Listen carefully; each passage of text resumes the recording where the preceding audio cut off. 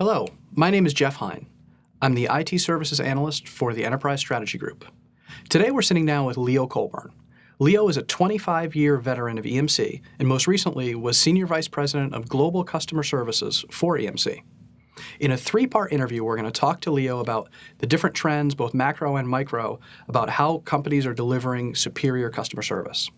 In part one, we'll address large companies, how they're meeting the challenge. In part two, we'll talk a little bit about emerging technology vendors and how their challenges are unique and what they're doing to provide superior customer service. And in part three, we'll talk a little bit about the macro trends that affect everybody, including end users. There's no denying that providing superior customer service and support is critical for any technology vendor, and it is a true competitive advantage. There's no company that exemplifies that better than EMC, and who better to talk to than the guy who ran the shop for EMC? So Leo, as you look back on your 25 years in EMC, you've been involved in just about every aspect of customer service. How would you say the function has evolved? Whether it's have customers become more demanding, the role of technology in delivering customer service, how have things changed over the last 25 years? If I kind of look back over the years, I think the predominant change has been the amount of complexity. A lot of companies were maybe singular product type companies, and from a service perspective it wasn't easy, but it wasn't that difficult. But now where we see a lot more products that are being released by different companies, how they are all integrated together, the environments that customers have are much more complex, and the reliance on the service organization is that much higher. And the pressures are obviously higher as well on the services organization to perform because of the fact that companies have such mission critical type environments. So I think that's the predominant difference that I see over the course of the many years. So you really can't have a conversation in the corporate environment today without talking about cost cutting. So in delivering quality customer service to clients, what is the role of cost cutting? What are people doing to drive efficiencies, and drive cost out of that so it really can be viewed as something that helps the bottom line, not just something that sinks to the bottom line? Yeah. So a couple of different things, depending upon where in services your focus is.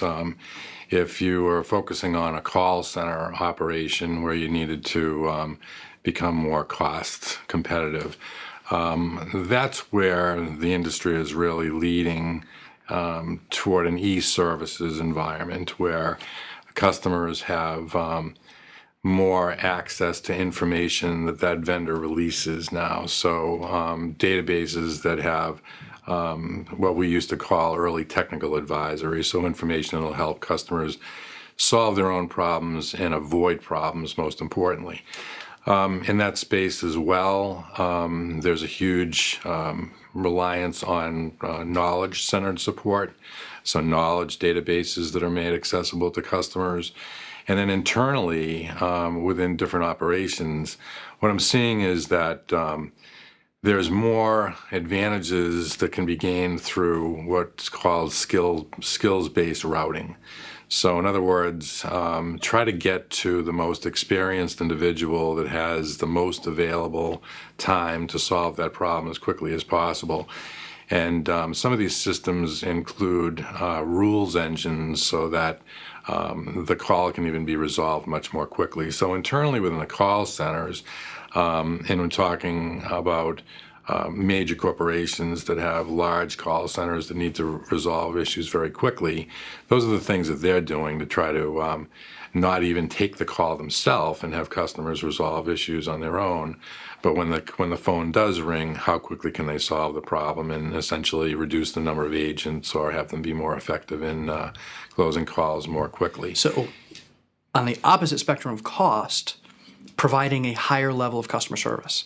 Can you tell me a little bit about how organizations are seeking to improve that SLA, while maintaining a certain level cost structure? Yeah, we called customer satisfaction TCE, total customer experience, and essentially that acronym kind of resonated through the company. So everybody sort of had total customer experience when it came to engineering, developing products, or salespeople selling products. But predominantly, it's a service organization that really, leaves its mark in taking care of customers.